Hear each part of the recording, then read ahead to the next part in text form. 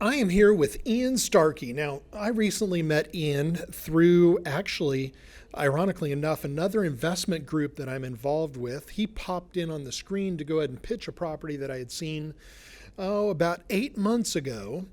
And I actually decided to pass on that property, but he ended up taking it a step further and was working on it.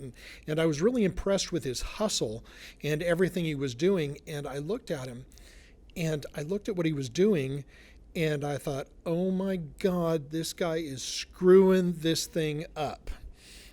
So this is partially throwing you under the bus.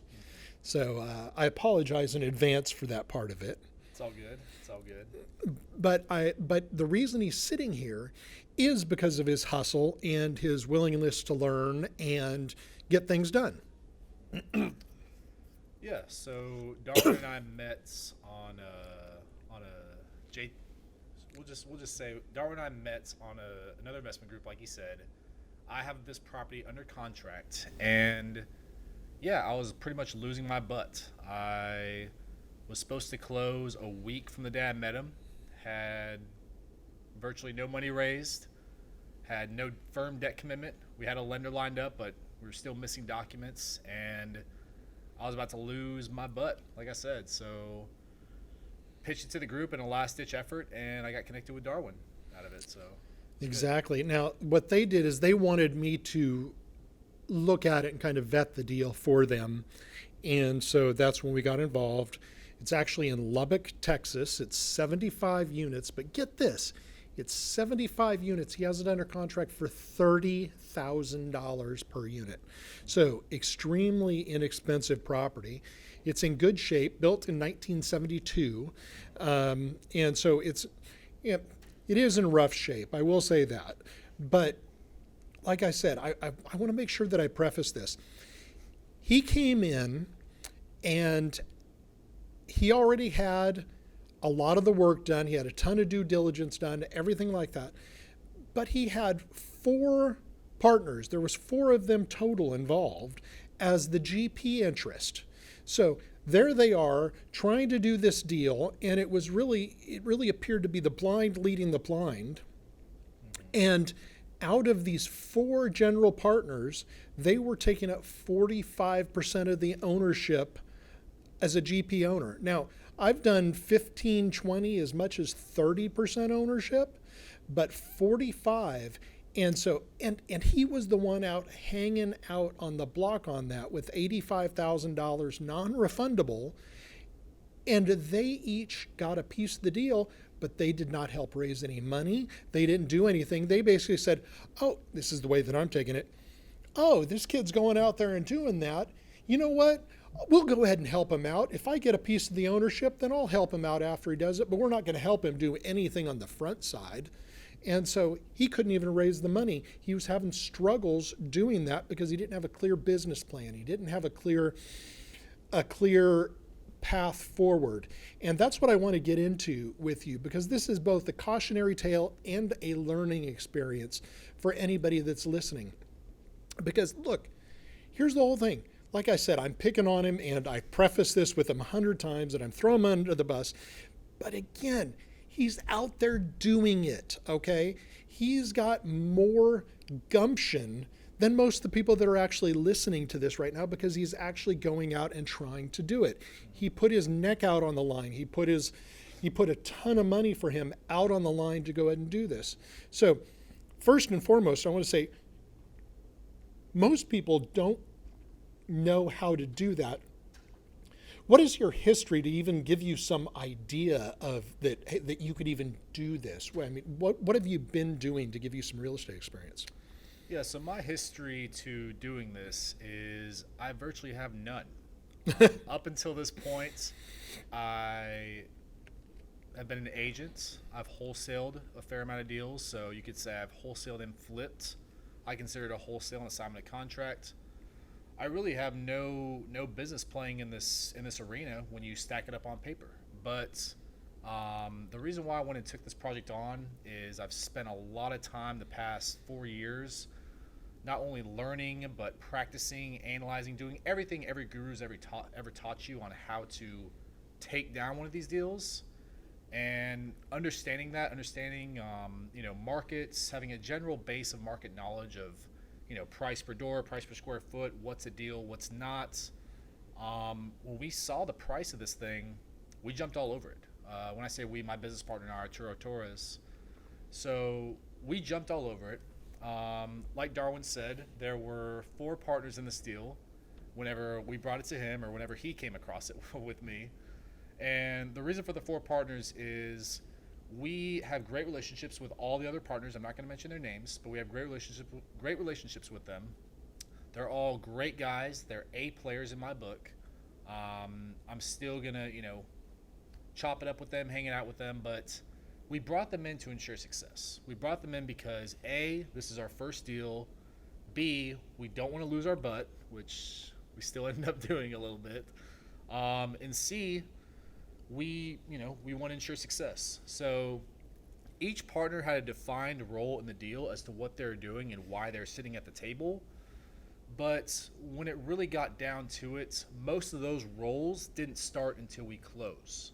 So the issue was, if we can't close, basically if we can't raise the money, get the debt lined up, and get all of our ducks in a row to walk across the finish line, like Darwin said, everyone's just sitting back waiting for a check. So that being said, we did put some pressure on our partners to go ahead and raise the money and help us out, but it was a little too much too late. Well, let's talk about the types of people these are. So one of them is a mentorship group, or people you met through a mentorship. Is it the actual mentorship? Is it one of the key players in that mentorship group, or was it just somebody you met through their network? So all the partners were met in that mentorship group. Every single one of them I met in the group, and that's how I know them. A mastermind group. Yes, sir. Yes, sir. And this mastermind group, they actually put together deals. They go out and they do just like a lot of the other gurus out there where they sell education and mentoring and things like that. You belong to their group. Yes, sir. And the first, I'm going to use an example of what most people do. They join a mentorship group, they learn from that, they invest in other deals, learn what it is, and then move on to the next step and the next step, the next step. But they pay for somebody that's going to walk them hand in hand through the entire process. So you had that person that was telling you how to do that told you how to do a PPM, how to underwrite it, how to do all that, correct? Yes, sir. Did they help in that underwriting process? They did help in the underwriting. They helped in the preliminary underwriting of here's a deal, here's the price per door, here's our rents. They helped in that. Okay. So that was the first person you brought in. Now, were they going to get a piece of the deal for helping on all that? They were not. We have a great relationship with their acquisition team, and that's who pretty much any deal we come across, we'll send it to them as kind of a co-analysis of it. So we underwrote it, we sent it over to their team, they underwrote it, they came back with virtually the same numbers. So that's whenever we decided emotionally, a little more logically, to go ahead and put an LOI out. So they looked at it and they confirmed your numbers. Did they have any experience in Lubbock? They had no experience, no properties in Lubbock. Anything in Texas? They have a couple in Texas, not too many though. Most of their properties are on the northern hemisphere of the U.S. So they looked at your numbers and kind of just assumed that they were right and did the math on those numbers. Yes. It was up to you to find out whether or not the rents were right or the expenses and things like that. Yes, they gave us a very, very brief preliminary thumbs up. Like, not like, hey, if you hold a gun to our head, these are our numbers. These are, hey, Ian, these look about achievable. These look about right. Obviously, go ahead and do further due diligence on this and figure out if these are right or if they're wrong. Okay, so through that mentoring group, then you met your first person you're bringing in as another GP. Who was that? So the first person we brought in as a GP, that's someone we have a great relationship with, and from dialogue and talking to them, because we would talk about once a week, we still do, we found out they actually put an offer on the property as well. So we found that out. At that point, I was in deep communications with the broker because he's pretty much telling me, hey, you guys got this one. Just, give us some time to sign the contracts, blah, blah, blah, blah. So as soon as we got that, we kind of approached them, a couple days before, hey, how do you guys feel about it? Oh, we feel good. Okay, cool. Once we got the executed PSA, we said, hey, guys, you still feel good about it? They said, yeah. Okay, well, we got our bid accepted. Do you want to JV it? And when I say JV, for those of you who don't know, JV is a joint venture. That's where two companies will come in together. ABC LLC, XYZ LLC will come in and do a deal together as one. Doesn't bind them, doesn't marry them. They just, I like to say, they hook up on one deal and just do that one together. So, Okay, and what were they bringing to the table? they were going to bring their balance sheets. They were going to be able to KP. They're going to qualify for the loan. They're going to bring their balance sheet and their experience. They're going to bring their asset management piece. They currently own, probably by now, it's just over 1,000 doors. So they're going to bring their experience in managing these properties, repositioning these properties. They're going to bring that experience and that leadership and that guidance with them. And then they were also going to initially help us raise any capital we fell short on raising. Okay, That was the and initial where are they based out of? They are based out of the Northeast. Okay, so did they have any properties here in Texas? I don't think at this time they do. I know they have in surrounding Texas. And what were they going to get for their GP interest? For their GP interest, they were going to get about closer to 40% of the deal. They were going to get 40% of the deal, but they were supposed to raise some of the money. Yes. Okay, they weren't getting 40% of the total deal, 40% of the GP interest. No, so the way we had structured this initially, this group was going to get around 40% of the entire deal. So, yes, it's a very inverse structure than what I understand you run, what a lot of other general partners run. It's very inverse to what the standard model is. Well, if they were going to get 40% of the ownership, what percentage of the ownership were you going to get? Initially, we were going to get about 22% of the ownership. Okay, so 66% of the ownership's already gone, and you haven't raised any money to give any investors any ownership. Yes. Okay, so they were going to raise money, they were going to do that, and they ended up pulling out? They ended up pulling out they officially pulled out about 3 weeks before we were supposed to close, after we bought an extension. But really their heart was out of it by about week 2, I'd say.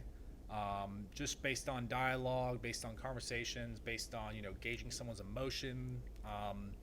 They had their employees working it, but the partners who, we had the relationship with, I could just tell they were sticking around to support us, which I appreciate, but it just wasn't quite enough. And like he said, we were like the blind mice leading the blind. We're like the blind mice in front leading people who were standing behind us, like, this is Okay, so far, you took it to your mentorship group. They ran the numbers. They said, yes, it looks good. Then you met through their mastermind, through their network, this other potential GP to joint venture with. And they were going to get 40% ownership. You were going to get 22. Now, then you also brought in somebody else. Who was the next person you brought in? The next person was another partner. They're going to be another partner on the deal, and they're going to handle all the construction, as well as they're bringing in their management company, who's not in-house. It's a third-party management company, but it's a company that manages a couple of their properties now, and they feel really good about. So Okay, so were they going to be the general contractor? They were going to be the general contractor. Yes. And then they were going to do it at cost, but they were going to get part ownership. Yes. How much ownership were they going to get? Initially, they were going to get 15% of the entire deal. Okay, so you were at 62. Now you're at 77% ownership. You're giving away, so nothing for anybody that's putting any money in yet. Yes. The way the structure and the model we were trying to go for was 80% of the deal goes to the general partners, 20% goes to the investors. The reason for that model, it works on deals, or we've seen other partners say that it works on deals where you're able to perform a refinance by years 1 to 3, and at that refinance, cash out all your investors. So they invest 100 grand at the refinance, you return that full 100 grand to them, and now their money's off the table. Therefore, you diminish their ownership interest is smaller, and there's virtually no risk for them. That's the model we were going after, but as you and I have both learned from this deal, there's not that much meat on the bone to do that. No, there is not. And not only that, you're up at a 77% given away. Now, there was now one more group that came in there for equity, wasn't there? So that was the initial group. Once our larger partner in that initial group backed out, the one that was commanding 40%, we collectively decided this doesn't work for that model. We need to shrink our general partnership ownership interest to something a little more favorable for an investor. At that point, in order to keep all the general partners happy, we shrinked it down to 45% ownership to the general partners, 55% to the investors.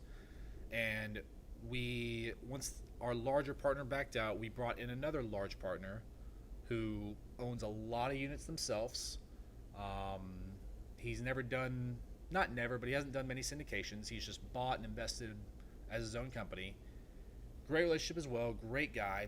He came in to simply become a KP partner, which is someone who qualifies for the loan. And then we also brought in another partner who was going to assist in raising capital as well as asset management. That partner has his own property management company who manages about 500 plus doors. So those were, when the deal came to you, there was, like you said, 4 partners. There was us, contractors, KP, capital raise, asset manager. Okay. And did so far, all of these people are negotiating what they get, and nobody is really focusing on actually getting the equity that you need, the actual investors that you need. Because that was all pretty much left up to you, wasn't it? Yes. So when we brought those last 2 partners in, the newer partners, we had about 2.5 weeks to close. So we brought them in. After a week, we had finalized all the PPMs, we had finalized the structure, and then we had about a week and a half to go raise money. And at that point, I don't know many investors that are ready to write a check that quick unless it's, your 5 to 10th deal with them. So, right.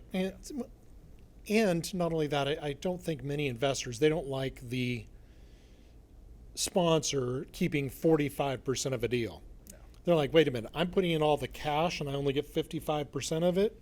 What are you bringing to the table? You're not really bringing a lot to the table compared to cash. Cash is king.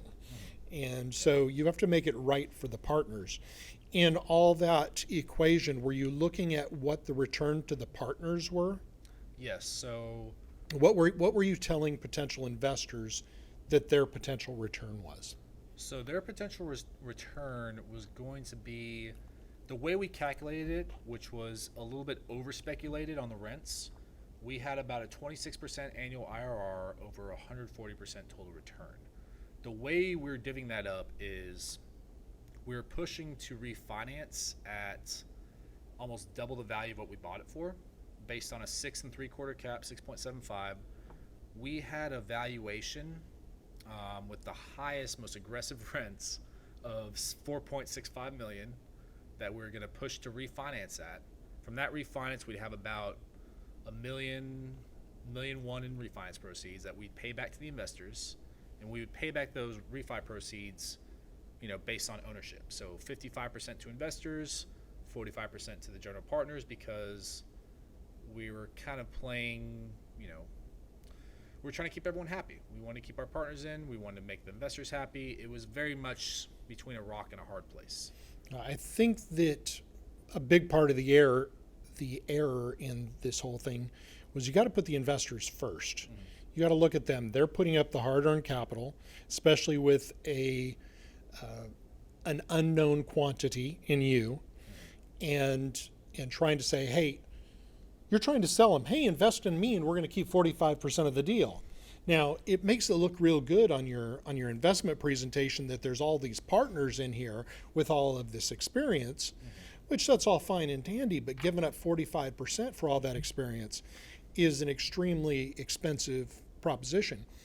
So what I'm hearing again to do this is you learned about it, you paid for education, you learned how to do syndication, you went through that same group to meet other people that are doing it.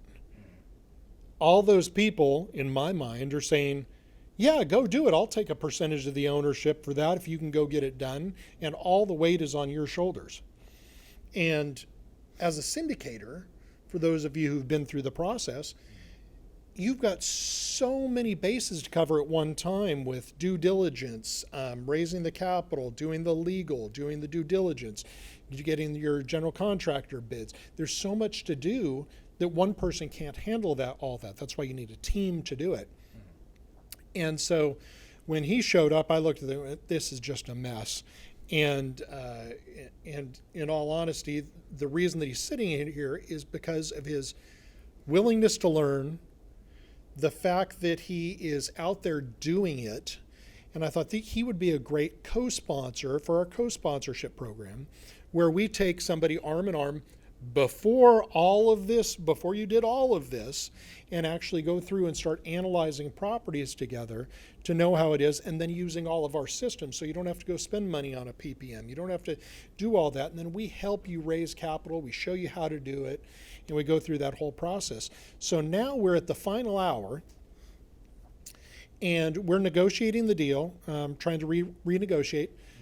Thankfully, I actually know the broker, long-term relationship with him, and trying to help step in it because Ian has put his non-refundable earnest money up. It came to the time he was supposed to close. Also, in his naivete, he wasn't keeping the broker involved in every step of the way because, and I know the feeling. I don't want to tell him that I'm not all the way there yet because he's gonna kick me out of the deal, or there's gonna be problems. Where you really want to communicate, hey, here's the struggles I'm having, here's where I am, because then he can communicate that back to the seller.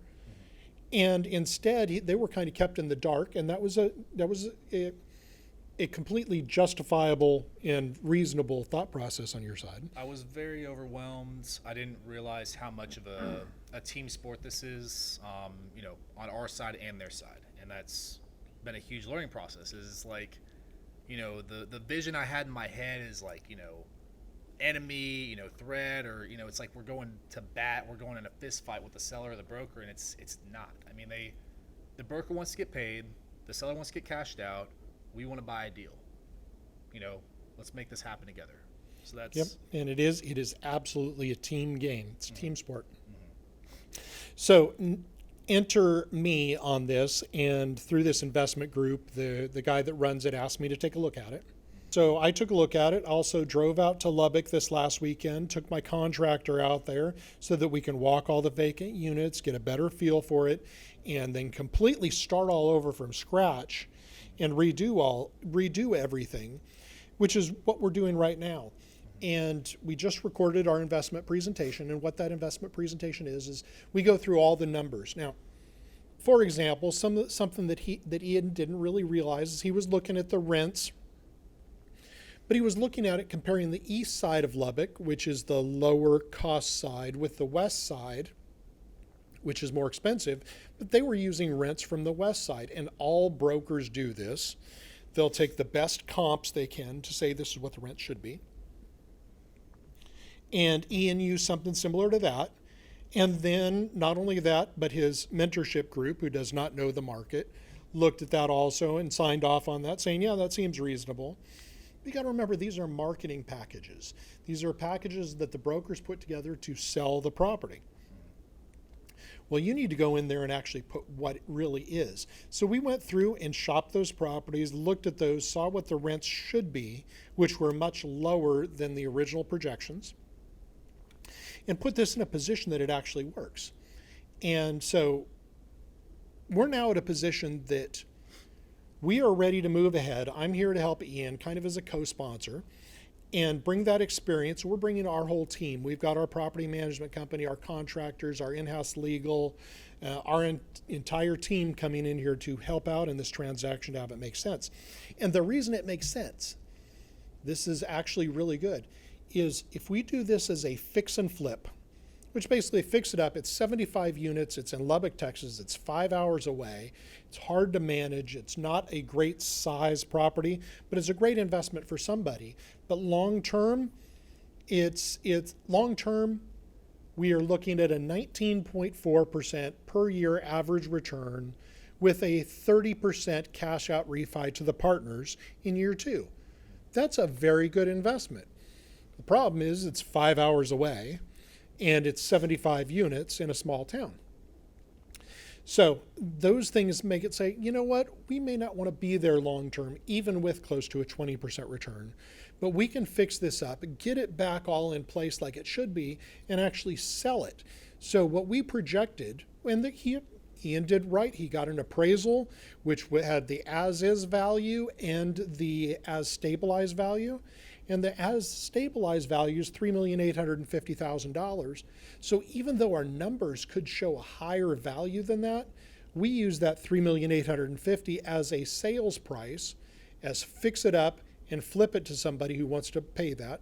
And again, $3,850,000 for 75 units. So about $50,000 a door is still very inexpensive, but that would provide our partners in a updated structure with about a 50% return over about 12 months. Could be anywhere between 8, could be 18 months. But a 50% return to partners is an attractive thing for a quick flip. And that's exactly what Ian needs.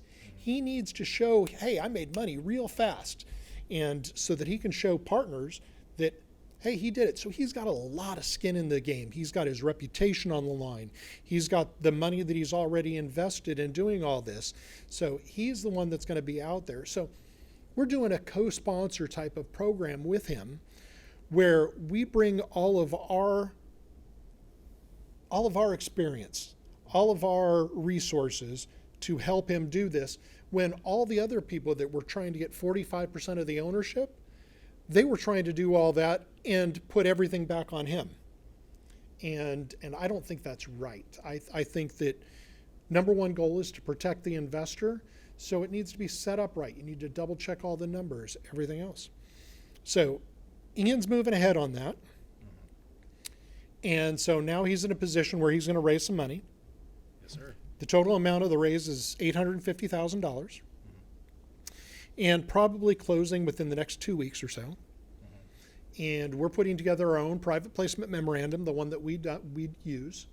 And for those of you who don't know, just because Ian's going to send this out also to his contacts, DGRE, Darwin German Real Estate Investments, we've been doing this for about 30 years. Since 1989, actually, is when we came to Texas and started buying apartments.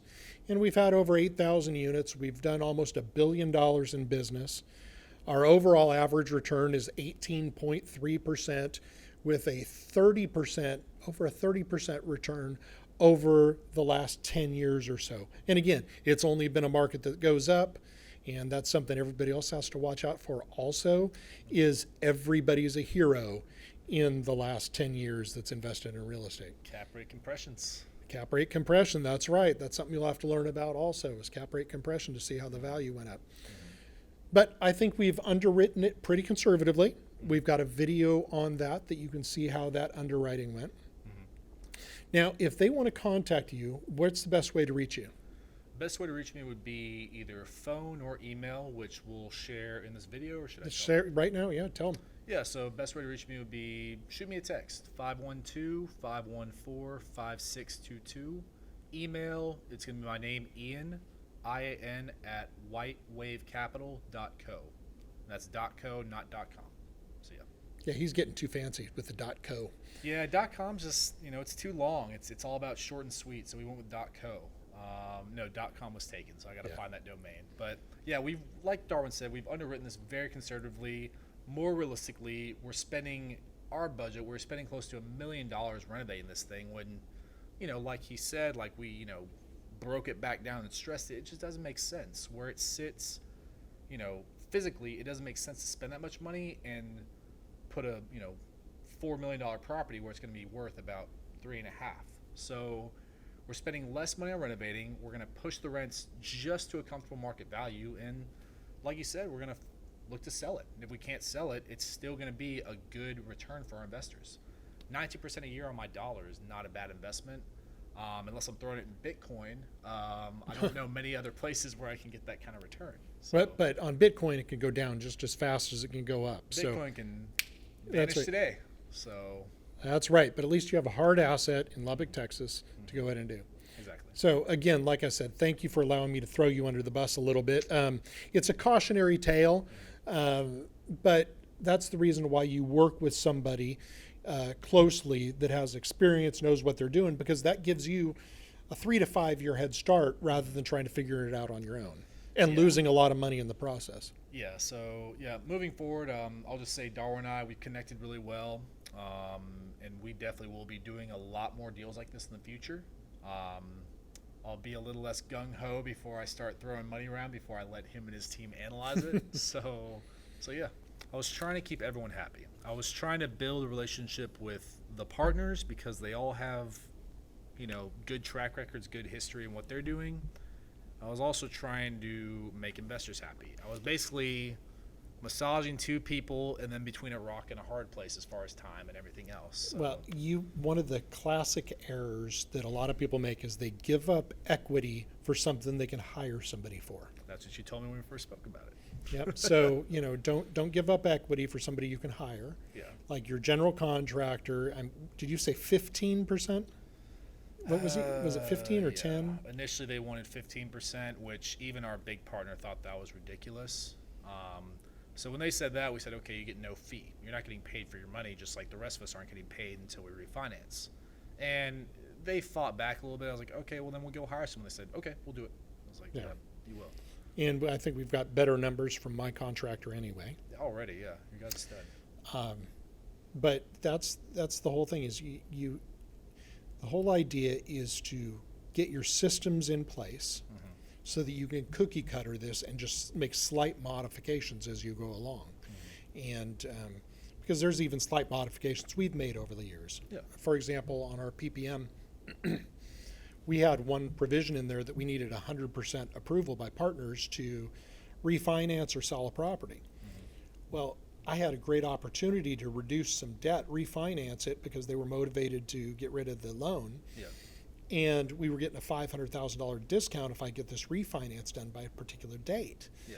And when we were getting close to that, we needed signatures by all the parties. We had 3 partners I could not find anywhere in the world. Anywhere in the world.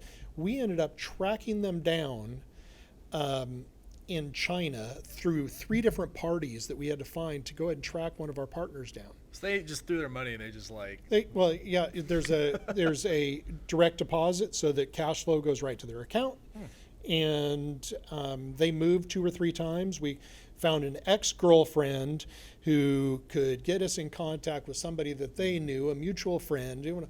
But bottom line is, so we had to change some of our documents over the last, let's see, our first PPM was 2008. Yeah. So 13 years of slight modifications to get it so that it works as efficiently as possible. And you need to do that. Same thing with this analysis spreadsheet. Same thing with everything. Just constantly grow and adjust. Yeah. And learn from any mistakes. If you learn from your mistake, it's not a mistake, it's an education expense. Yeah. And I mean, that's the big thing is like we were using a napkin, back in napkin analysis to look at this thing, and it's not real. So it's like while we were under contract, I feel like I had the biggest learning curve, besides a course, okay, shit, we're under contract, we got to move. So it's like I looked at, I'm not going to mention their names, but 2 other sponsors, and deal analyzers, which are really sophisticated, great models. All shout out Lone Star Capital, man. That guy, Rob, has built a beautiful deal analyzer. I'll share it with you. But okay. I was learning that, crunching this one and that one, learning that, oh, shit, I lost my ass a little bit. And then, you come along looking at it through your analyzer is awesome. which I'm grateful I acquired that by accident. So definitely be tweaking a little bit, but yeah, I mean, it's like I went on a tangent, but yeah, you gotta learn from your mistakes, and I feel like I learned my mistakes very quickly here because we forgot to mention, which we can try to throw it back in. I put down earnest money day 5 hard. We felt so good about it. We just like gung ho emotion, like it's a smoking deal. We've been looking for a deal.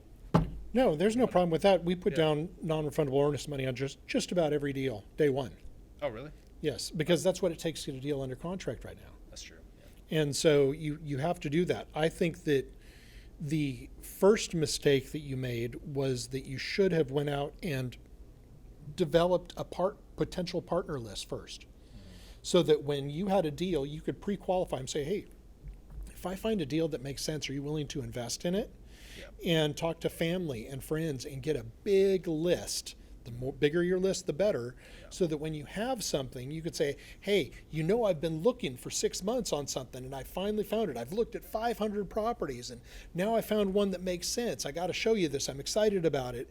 And since they already know you, they already have communicated with you, and you've kept in touch with them. You make that list.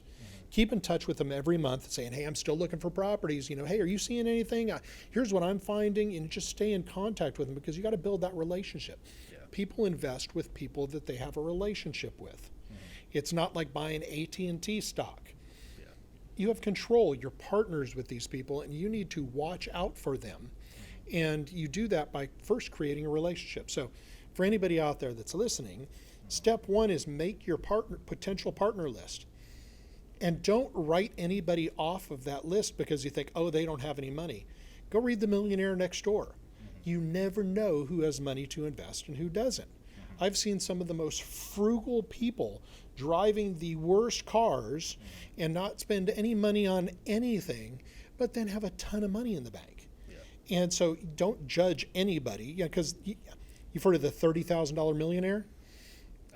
These are the people, they live in Dallas. And I mean, this is an example. They get 4 or 5 guys together. They rent an apartment in Uptown or something like that. They make about $30,000 a year. They go out and lease a BMW. So they've got an Uptown address. They go out to all the clubs. They wear the fancy clothes, but they don't have any money. Yeah. And that's not picking on them. That's also, fake it till you make it also. But you have to have that start. And you start by making that list so that you know who you're going to contact. Start developing those relationships. You did well being in a mentorship group. You did well doing being in a mastermind group. You got very eager, which is not a problem. Like I said, the whole reason you're sitting here is because of that gumption. Yeah. If you would not have put that under contract, if you would not have reached out to some of these other investor groups, we would have never connected. You would have never had a way of doing this. You would have just been doing whatever you've been doing. Yeah. So again, it's huge kudos to you for taking that step, putting your neck out on the line, and risking your own money right up front. Just to tell a quick story, the very first syndication deal I did was in 2008. I learned about syndication through a mentoring group, and I said, oh, that makes sense. I think I can do that. So I decided I was going to go out and do it on my own. I didn't pay for any mentoring or education because I learned by doing. Yeah. I found a property. I put it under contract. I put, at that time, my life savings in earnest money, and I had to raise $1 million. I had no idea how I was going to do it. I was going, oh my God, I'm going to lose all my money. And I started freaking out a little bit. Now, me personally, I lose sleep or I freak out when I don't have a plan. When I finally come up with a plan, then I'm much better off. And on mine, I was like, okay, I only need $1 million. I need 10 people, 10 total people with $100,000 apiece. Yeah. I'm going to make them a great return on their money. And I'm going to buy this deal and I'm going to make a heck of a lot of money off of this. So when I finally said, I only need 10 people. Can you find 10 people with $100,000? Or in ours, in this one we're doing with you, $850,000. 8 people. 8 people, yeah. You've already got money in it, so 8 people with $100,000. Now, you're going to make on that one a lot of money. How motivated are you to go out and find 8 people with $100,000? Oh, very. Very. Very. all it takes is going out and doing it. Yeah. But now we've given you the tools. We went through and did the deal analysis. We recorded that, so anybody can watch that. We've talked about the deal, as far as a little bit about the history and things like that here. It's a good investment. You've got somebody else that vetted it behind you and actually went out there and went to the property. How many of those other partners ever went to the property? The only other partner that went to the property physically, which major respect for those guys, major kudos, was our general contractor, Yeah. Our construction team. They walked every door with us, and it's not freezing cold in Texas, but it was like 20 degrees in December one day, and we all got out there and we got after it. So Good. And so, like I said, you're doing good. You've made some errors, but you're learning from those and moving on, which is, like I said, huge kudos.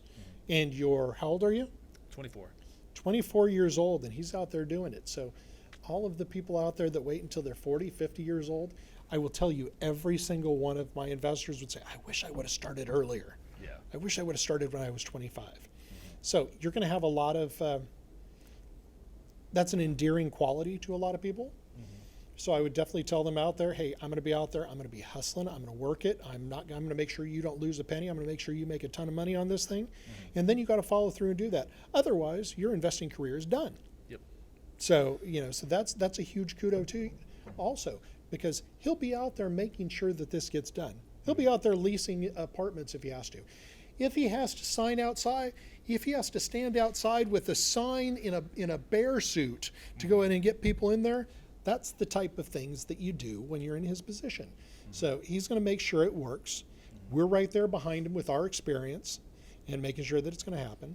So I think it's a good deal. So we'll go ahead and present that to our people. We'll have this video you can share, and hopefully Mo can have that edited and get that out today so that you can start sharing that and raising that money. We've got our in-house attorney doing a private placement memorandum that is a better one than the one that you used. Is he redoing the LLC as well? We do need entity docs. Yes. Okay. I don't know if it'll be a different operating agreement. Yeah. It can be the same if you've already spent money on an attorney to create a LLC. I can have him send it over.